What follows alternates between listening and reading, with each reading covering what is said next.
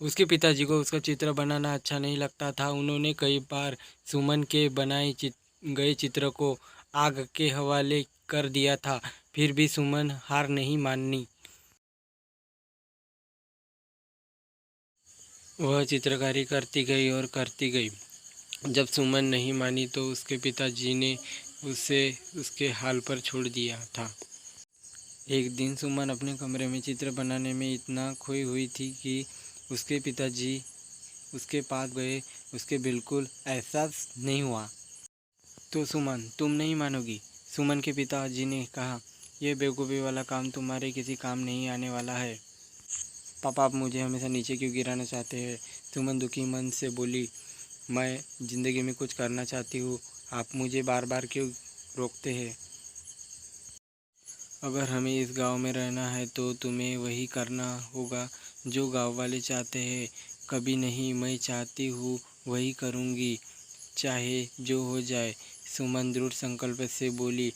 मुझे हराना किसी के लिए इतना आसान नहीं है।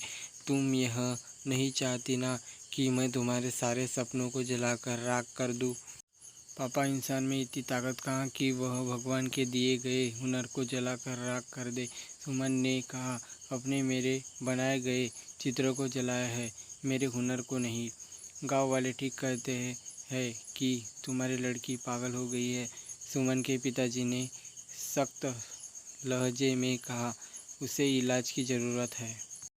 पापा, आपको पता होना चाहिए कि दुनिया में जो भी बड़े काम हुए हैं पागलों ने ही किए हैं और करते रहेंगे। सुमन बोली। मैं भी उन्हीं में से पागलों में से एक हूँ। मुझे लगता है तुम्हें समझना बेकार है, सुमन के पिताजी ने कहा और तुनकते हुए कमरे से बाहर चले गए।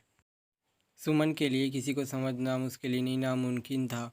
अगर वह अपने पिताजी को समझ नहीं सकती तो वह दुनिया में किसी को भी नहीं समझ सकती।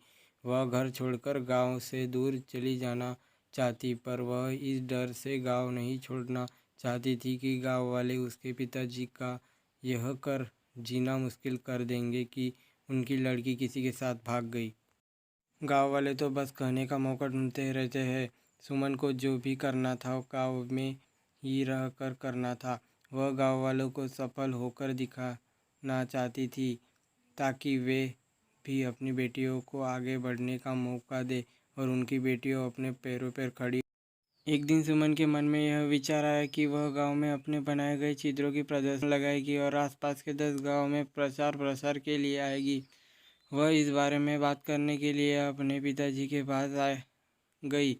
शायद उसे इस काम में किसी की मदद की आवश्यकता थी। पापा, मैं आपसे कुछ कहना चाहती हूँ, सुमन ने अपने पिताजी से कहा। शायद आपको अच्छा लगेगा कि नहीं। बोलो, क्या कहना चाहती हो? मैं गांव में अपने बनाए गए चित्रों का प्रदर्शन लगाना जा रही हूँ, सुमन ने कहा। इस प्रदर्शन में लोगों को मेरे हुनर के बारे में पता लगेगा तो वो हमें कुछ नहीं कहेंगे, बल्कि मुझ पर गर्व महसूस करेंगे। गर्व और तुम पर, सुमन के पिताजी ने गंभीरता से कहा।